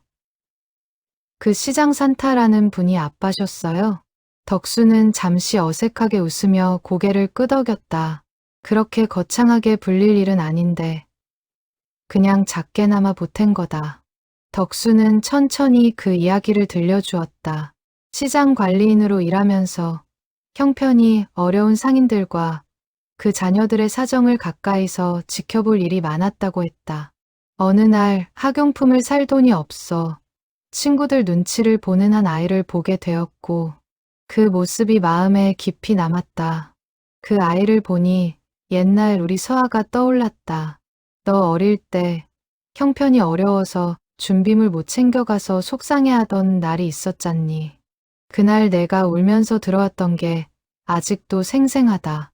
서한은 그 기억을 떠올리며 가슴이 먹먹해졌다. 까마득히 잊고 지냈던 어린 시절의 서운함을 아버지는 여전히 마음에 담고 있었다. 그때 내가 정미소 일이 한창 어려울 때였다. 너한테 색연필 한 자루 제대로 사주지 못해서 속으로 얼마나 미안했는지 모른다. 그날 밤에 내가 자는 걸 보면서 다시는 자식한테 이런 미안함을 느끼게 하지 않겠다고 다짐했었다. 덕수는 잠시 목이 메는 듯 말을 멈췄다. 그 다짐이 너를 키우는 동안에는 어느 정도 지켜졌는데 정작 다른 아이들이 똑같은 처지에 있는 걸 보니 그냥 지나칠 수가 없었다. 내가 그 마음을 누구보다 잘 아니까. 그래서 그때부터 조금씩이라도 보태기 시작했다. 큰 돈은 아니어도 누군가의 하루를 덜 힘들게 해줄 수 있다면 그걸로 충분하다고 생각했지. 덕수는 잠시 말을 멈추고 창밖을 바라보았다. 이름을 밝히지 않은 건 생색내려는 게 아니라서다. 도움을 받는 사람들이 괜히 미안해하거나 부담스러워할까봐 그냥 조용히 보태는 게 마음이 편했다. 받는 사람 입장에서는 누가 줬는지 모르는 게 더 마음 편할 때도 있는 법이다. 그 말을 들으며 서하는 아버지라는 사람의 인생이 자신이 알던 것보다 훨씬 더 깊고 넓은 선의로 채워져 있었다는 것을 새삼 깨달았다. 서하는 문득 자신이 회사에서 매일 다루던 숫자들을 떠올렸다. 매출과 비용, 이익과 손실. 그 숫자들 사이에서 정작 가장 중요한 것을 놓치고 살아온 것은 아닐까 하는 생각이 들었다. 아버지가 평생 지켜온 것은 어떤 장부에도 기록되지 않는 종류의 가치였다. 그 깨달음은 서하에게 작지만 분명한 울림으로 남았다. 서하는 수첩을 천천히 덮으며 물었다. 아빠, 그럼 이 모든 걸 다 시장관리인 월급이랑 온정 패밀리 활동비로 하신 거예요? 그 돈으로 시준이 치료비까지 모으시면서요. 덕수는 살짝 미안한 표정을 지으며 답했다. 넉넉하진 않았지. 그래서 가끔은 끼니도 대충 때우고 옷도 오래 입었다. 근데 그게 그렇게 힘들지는 않았다. 오히려 누군가를 도울 수 있다는 게 나한테는 살아갈 힘이 됐으니까. 서하는 그 말에 다시 눈물이 차올랐다. 평생 누군가에게 받는 것보다 주는 것에 익숙했던 아버지의 삶이 이제야 비로소 온전히 그녀의 눈앞에 펼쳐지고 있었다. 서하는 문득 미안한 마음이 들었다. 아빠, 그럼 정작 아빠 본인 건강검진이나 옷 한 벌 사 입는 건 미루신 거 아니에요? 저는 그동안 제 코가 석 자라고 아빠 살림은 신경도 못 썼는데. 덕수는 손을 내저으며 웃었다. 나는 됐다. 나이 든 사람이 뭐 그렇게 쓸 일이 많겠냐. 너희들 잘 사는 게 내 노후 대책이고 시준이 건강한 게 내가 바라는 전부다. 그 소박한 말 속에서 서하는 부모의 마음이 자식의 행복을 위해 얼마나 많은 것을 스스로 양보하고 견뎌내는지 다시금 깨달았다. 그날 밤 서하는 잠든 시준의 곁에 앉아 오래도록 생각에 잠겼다. 아버지가 평생 짊어져 온 죄책감과 그것을 갚으려는 마음, 그리고 그 모든 것을 묵묵히 감당해 온 인내. 그것이 바로 아버지의 두 번째 직업이었다. 누구에게도 알리지 않고 그저 누군가의 곁을 지키고 누군가의 삶을 조금이라도 가볍게 해주는 일. 서하는 자신도 그런 마음을 담고 싶다는 생각이 들었다. 시준이 자라서 훗날 외할아버지의 이야기를 듣게 된다면 그 마음을 어떻게 전해줄 수 있을지 서하는 천천히 생각을 정리해 보았다. 단순히 돈을 모았다는 사실보다 그 돈에 담긴 마음을 아이가 배우게 해주고 싶었다. 그리고 그 순간 서하는 결심했다. 더 이상 아버지의 선의를 숨겨두지 않고 가족 모두가 함께 나누는 것으로 만들어야겠다고. 아버지의 헌신을 더 이상 혼자만의 비밀로 남겨두는 것은 오히려 그 선한 마음에 대한 예의가 아니라는 생각이 들었다. 서하는 다음 날부터 무엇을 어떻게 도울 수 있을지 천천히 고민하기 시작했다. 창밖으로 보이는 골목은 어느새 깊은 어둠에 잠겨 있었다. 서하는 핸드폰을 들어 회사 일정을 확인했다. 다음 날은 마침 휴가를 낼 수 있는 날이었다. 서하는 조용히 메모장을 열어 몇 가지 생각을 적어 내려갔다. 복지관에 직접 연락해서 자원봉사 신청을 해볼 것. 말순 할머니께 정기적으로 찾아갈 날을 정해둘 것. 그리고 아버지의 건강검진을 미루지 않도록 병원 예약을 잡을 것. 작은 결심들이었지만 그 하나하나가 서하에게는 아버지의 마음을 조금씩 갚아나가는 길처럼 느껴졌다. 시준의 방에서 들려오는 평온한 숨소리를 들으며 서하는 오랜만에 마음이 가벼워지는 것을 느꼈다. 메모장을 덮으며 서아는 내일 아침이 오면 가장 먼저 아버지에게 고맙다는 말을 전하기로 마음먹었다. 그동안 미루어왔던 그 짧은 한마디가 이제는 무엇보다 절실하게 느껴졌다. 서아는 불을 끄고 자리에 누우며 내일이 오기를 처음으로 설레는 마음으로 기다렸다. 다음 날 서아는 회사에 휴가를 내고 복지관을 찾아갔다. 접수창구의 직원은 서아의 이야기를 듣고는 반갑게 맞아주었다. 자원봉사 신청해 주셔서 감사해요. 요즘 일손이 많이 부족했거든요. 서아는 신청서를 작성하며 한쪽 벽에 붙어있는 감사 게시판을 발견했다. 그곳에는 그동안 도움을 받은 아이들과 어르신들이 직접 쓴 짧은 편지들이 붙어 있었다. 이름 모를 산타 할아버지께 덕분에 친구들이랑 똑같은 색연필을 쓸 수 있었어요. 고맙습니다. 어린아이의 삐뚤빼뚤한 글씨가 서아의 눈에 오래 머물렀다. 게시판에는 다른 편지들도 줄지어 붙어 있었다. 혼자 사는 저에게 도시락을 보내주셔서 겨울 내내 따뜻하게 보냈습니다. 누구신지 몰라도 부디 건강하세요. 어느 할아버지가 또박또박 적은 손편지였다. 또 다른 편지에는 신발이 다 떨어져서 걱정했는데 새 운동화를 받고 정말 기뻤어요. 나는 한 아이의 그림과 함께 적힌 짧은 인사가 있었다. 서아는 그 편지들을 하나씩 읽어가며 평범해 보였던 시장 골목, 어딘가에서 이렇게 많은 따뜻함이 오가고 있었다는 사실에 가슴이 벅차올랐다. 그 편지를 읽으며 서아는 가슴이 뜨거워졌다. 평소 시장에서 묵묵히 일하던 아버지의 모습 뒤에 이렇게 많은 사람들의 삶을 어루만진 손길이 숨어 있었다는 것이 새삼 자랑스러웠다. 서아는 직원에게 조심스럽게 물었다. 혹시 이 익명 후원자분이 누구신지 복지관에서는 전혀 모르시나요? 직원은 고개를 저으며 웃었다. 전혀요. 늘 무통장 입금으로만 들어와서 저희도 정말 궁금해요.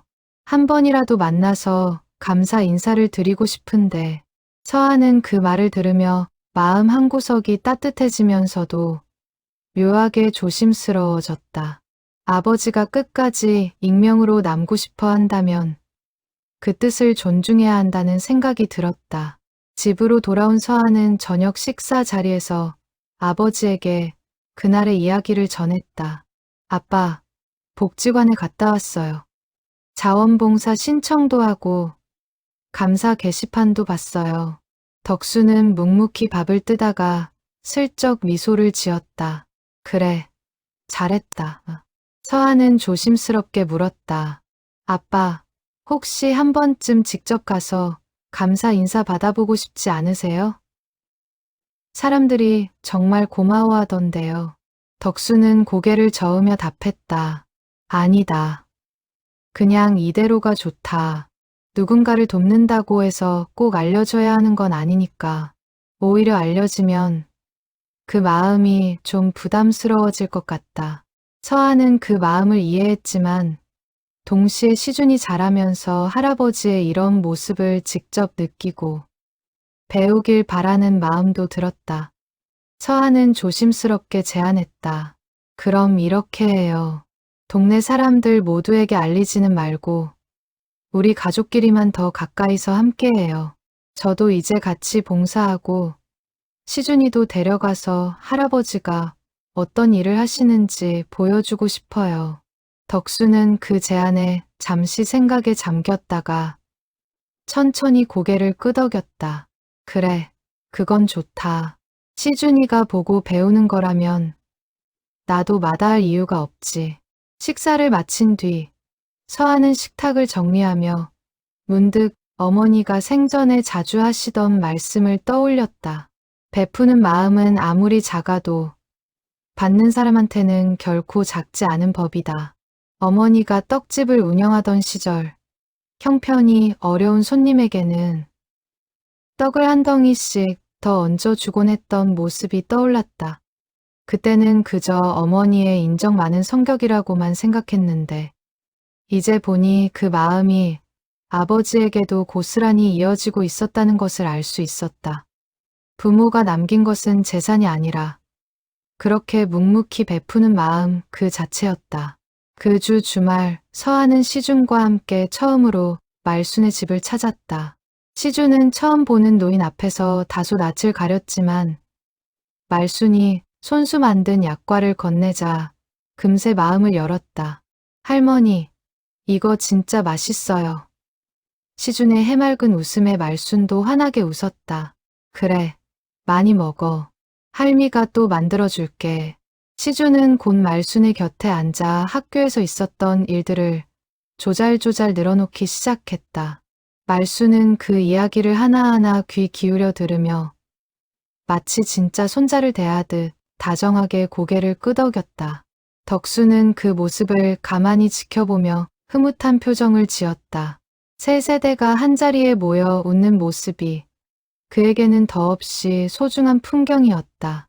집으로 돌아오는 길, 시주는 차 안에서 잠들지 않고 계속 말순 이야기를 했다. 엄마, 할머니 또 보러 가도 돼요? 진짜 좋은 할머니 같아요. 서한은 그 말에 마음이 뭉클해졌다. 그래, 자주 가자. 할머니도 시준이 보고 싶어 하실 거야. 서한은 운전을 하면서 아버지가 그토록 오랫동안 혼자 짊어졌던 그 발걸음을 이제는 가족 모두가 함께 나누고 있다는 사실에 깊은 안도감을 느꼈다. 룸미러로 비치는 시준의 잠든 얼굴을 바라보며 서하는 아이가 자라며 이 모든 기억을 어떤 식으로 품게 될지 가만히 그려보았다. 어쩌면 시준에게는 오늘이 훗날 자신의 인생에서 가장 중요한 가르침을 얻은 날로 남을지도 몰랐다. 사람을 향한 다정함은 가르친다고 생기는 것이 아니라 직접 보고 겪으며 마음에 새겨지는 것이라는 사실을 서한은 그날 새삼 깨달았다. 그날 이후 서한은 평소보다 자주 아버지의 새벽 일을 함께하기 시작했다. 주중에는 회사 일로 바빠 매일 함께할 수는 없었지만 주말이면 시준과 함께 말순을 찾아가 안부를 살피고 가끔은 복지관 활동에도 동참했다. 처음에는 낯설었던 복지관 일도 시간이 지나면서 서하에게 또 다른 보람으로 다가왔다. 형편이 어려운 아이들에게 학용품을 전달하고 거동이 불편한 어르신들의 말씀을 들어드리는 일은 회사에서 숫자와 씨름하던 일상과는 전혀 다른 종류의 충만함을 안겨주었다. 시간이 지나면서 서하는 아버지가 그동안 홀로 짊어졌던 무게가 얼마나 컸는지 더욱 깊이 이해하게 되었다. 동시에 그 무게를 함께 나누는 것이 가족이라는 이름의 진짜 의미라는 것도 깨달았다. 어느 날 밤 덕수는 시장 일을 마치고 돌아오는 길에 가슴 통증을 느껴 잠시 걸음을 멈췄다. 평소에도 종종 있던 증상이었지만 그날은 유난히 심했다. 다행히 골목을 지나던 이웃상인이 그 모습을 보고 부축해 주어 큰 사고로 이어지지는 않았다. 다음 날 아침 그 이웃상인이 서하에게 전화를 걸어 그날의 일을 알려주었다. 서하는 그 사실을 알게 되자마자 가슴이 철렁 내려앉았다. 곧바로 회사에 연락해 반차를 내고 아버지를 모시고 병원으로 향했다.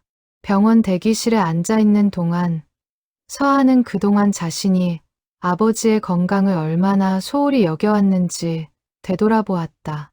새벽마다 무리하게 움직이는 아버지를 보면서도 그저 괜찮다는 말만 믿고 넘겼던 지난 시간들이 후회스러웠다.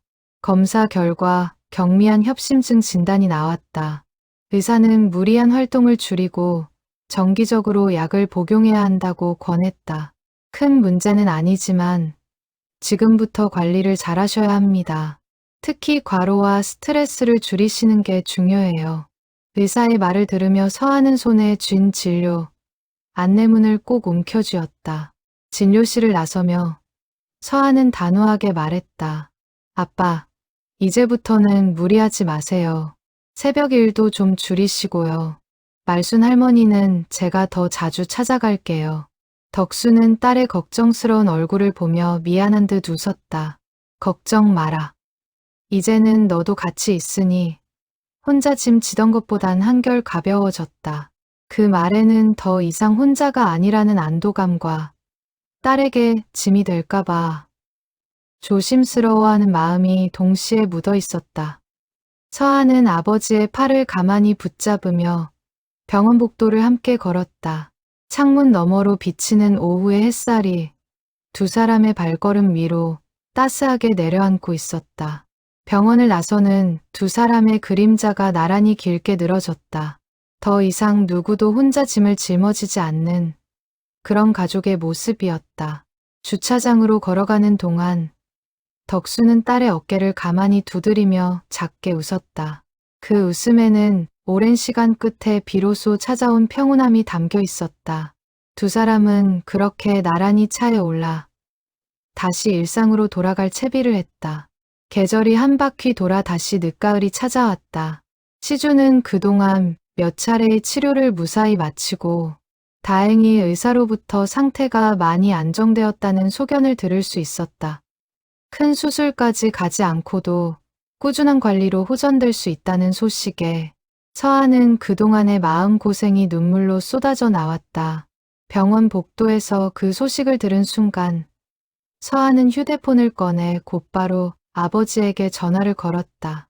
아빠, 의사 선생님이 시준이 많이 좋아졌대요. 큰 수술 안 해도 될 것 같다고 하셨어요. 전화기 너머로 들려오는 덕수의 목소리에는 안도의 떨림이 가득했다. 그래, 다행이다. 정말 다행이다. 짧은 그 한마디 속에 지난 1년 동안 함께 견뎌온 모든 시간의 무게가 담겨 있었다.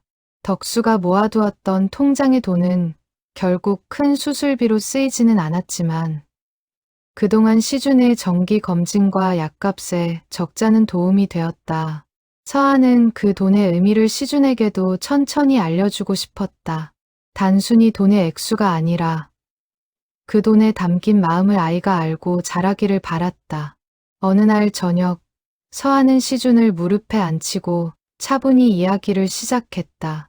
시준아, 너 치료받을 때 쓰인 돈 중에는 할아버지가 새벽마다 다른 사람들을 도와주면서 받은 돈도 있었어.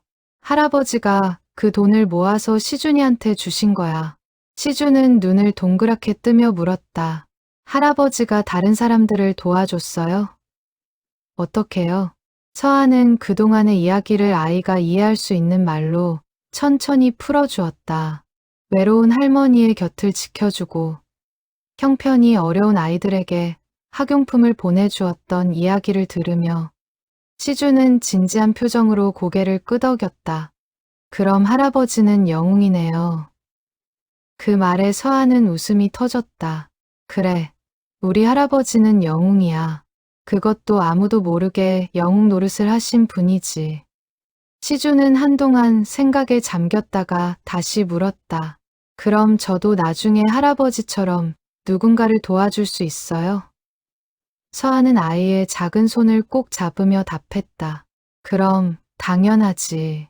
누군가를 돕는 마음은 나이가 많고 적음과는 상관없는 거야. 시준이도 지금부터 친구들 챙겨주고 어려운 사람 보면 작은 거라도 나눠주면 그게 바로 할아버지를 닮아가는 거란다. 시준은 그 말을 마음에 새기려는 듯 눈을 깜빡이며 고개를 끄덕였다. 그해 겨울 서아의 가족은 새로운 전통을 만들었다. 매달 마지막 주 토요일이면 덕수와 서아, 시준이 함께 말순의 집을 찾아 함께 식사를 하고 그 다음 날은 복지관에 들러 작은 봉사를 하기로 한 것이다. 덕수는 더 이상 혼자 새벽길을 걷지 않았다. 의사의 권고에 따라 무리한 야간 활동은 줄였지만 낮 시간을 활용해 말순을 찾아가는 발걸음은 멈추지 않았다. 그리고 그 발걸음에는 이제 늘 딸과 손자가 함께였다. 시주는 학교에서 그림 그리기를 좋아했는데 어느 날부터 말순을 위해 직접 그림을 그려 선물하기 시작했다. 꽃 그림, 강아지 그림, 그리고 가끔은 가족 4사람이 함께 웃고 있는 그림도 있었다. 말수는 그 그림들을 하나도 버리지 않고 거실 벽에 차곡차곡 붙여두었다. 어느새 빈 벽 한쪽은 시준의 그림으로 가득 채워졌고 그 모습을 보던 덕수는 흐뭇하게 웃으며 말했다. 어머니 집이 점점 더 화목한 가족의 집처럼 변해가네요. 말수는 그 말에 손사래를 치며 웃었지만 눈가에는 옅은 눈물이 맺혀 있었다. 서아 역시 복지관 봉사를 통해 새로운 사람들을 만나며 마음의 위안을 얻었다. 회사에서는 숫자와 실적에 쫓기며 지냈지만 주말의 봉사 시간만큼은 다른 무엇과도 바꿀 수 없는 충만함을 안겨주었다. 동료 미경은 그런 서아를 보며 종종 농담을 건넸다. 너 요즘 얼굴이 훤해졌다. 무슨 좋은 일 있어? 서아는 그저 웃으며 답했다. 응, 가족이랑 더 가까워졌어. 그게 제일 좋은 일이더라. 말순 역시 3사람의 방문을 손꼽아 기다리게 되었다. 이렇게 가족이 다 함께 와주니 이제는 외로울 틈이 없어. 말순의 그 말에 덕수는 환하게 웃으며 답했다. 어머니, 저희가 진짜 가족이잖아요. 핏줄로 이어진 가족만 가족인 건 아니니까요. 그 말을 듣던 서아는 가족이라는 단어의 의미가 자신이 알던 것보다 훨씬 넓고 깊다는 것을 깨달았다. 혈연으로 묶인 사이가 아니어도 서로를 향한 진심과 정성이 쌓이면 그것이 바로 또 하나의 가족이 될 수 있다는 것을. 이듬해 봄, 복지관에서는 익명 후원자에게 작은 감사패를 전달하고 싶다는 연락이 왔다. 덕수는 처음에는 정중히 사양했지만 서아와 시준의 권유에 결국 마음을 돌렸다. 이름을 밝히지 않아도 된다면 그냥 감사패만 받으러 가볼까. 그날 복지관에서는 작은 행사가 열렸고 덕수는 가족과 함께 조용히 그 자리에 참석했다. 사람들은 그가 누구인지 알지 못했지만 시준은 자랑스러운 표정으로 할아버지의 손을 꼭 잡고 있었다. 감사패에는 짧은 문구가 새겨져 있었다. 당신의 조용한 사랑이 누군가의 인생을 다시 일으켜 세웠습니다. 그날 밤 가족은 함께 저녁을 먹으며 그 감사패를 식탁 한가운데 놓아두었다. 덕수는 한참을 그 문구를 들여다보다가 조용히 입을 열었다. 사실 나는 누군가를 살리려고 시작한 일이 아니었다. 그냥 내 안의 죄책감을 갚으려고 시작한 일이었지. 그런데 살다 보니 오히려 그 일이 나를 살렸더라. 서아는 아버지의 그 말을 들으며 복수와 미움이 아니라 용서와 사랑으로 채워진 한 사람의 인생이 결국 가장 단단한 행복을 만들어낸다는 것을 깨달았다. 식사를 마친 뒤 시준은 감사패를 가만히 들여다보며 물었다. 할아버지, 이거 진짜 멋있어요. 저도 이렇게 누군가를 도와주는 사람이 되고 싶어요. 덕수는 손자의 머리를 쓰다듬으며 답했다. 그래, 시준이는 분명 그런 사람이 될 거다. 마음을 나누는 건 어려운 일이 아니야. 그냥 곁에 있는 사람을 한 번 더 들여다보는 것부터 시작하면 된다. 서아는 그 모습을 바라보며 아버지가 평생 지켜온 그 마음이 이제 손자에게까지 자연스럽게 이어지고 있음을 느꼈다. 세대를 건너 전해지는 그 따뜻한 마음이 가족이라는 이름의 가장 깊은 본질처럼 느껴졌다. 창밖으로는 어느새 봄밤의 따스한 바람이 불어오고 있었고 3세대가 둘러앉은 식탁 위로 환한 웃음소리가 오래도록 이어졌다. 멀지 않은 곳에서는 말순이 홀로 저녁을 보내고 있었지만 더 이상 예전처럼 외롭지는 않았다. 다음 주말이면 또 한 번 정해진 발걸음들이 그녀의 작은 마당을 찾아올 것이었다. 그렇게 한 사람의 오랜 죄책감에서 시작된 발걸음은 시간이 흐르며 여러 사람의 삶을 잇는 따뜻한 길이 되어 있었다. 훗날 서아는 이 모든 이야기를 글로 적어 시준에게 남겨주기로 마음먹었다. 언젠가 시준이 자라 자신만의 가정을 이루게 될 때 외할아버지가 새벽마다 걸었던 그 길의 의미를 잊지 않기를 바라는 마음에서였다. 누군가의 두 번째 직업은 어쩌면 그 사람의 첫 번째 직업보다 더 그 사람의 진짜 모습을 보여주는 것일지도 모른다. 윤덕수에게 그 두 번째 직업은 평생의 죄책감을 사랑으로 바꾸어낸 가장 정직한 이름이었다. 그리고 그 이름은 이제 한 가족의 역사 속에 조용히 그러나 분명하게 새겨져 있었다. 세월이 흘러도 매달 마지막 주 토요일이면 변함없이 세 사람의 발걸음이 그 작은 마당으로 향했다. 누군가는 그것을 그저 평범한 가족 모임이라 부를지 모르지만 처하는 그 발걸음 하나하나가 한 사람의 오랜 죄책감을 사랑으로 빚어낸 결실이라는 것을 잊지 않았다. 그리고 그 사랑은 다시 손자의 마음속에 작은 씨앗으로 심겨 또 다른 누군가에게로 천천히 이어져 갈 것이었다.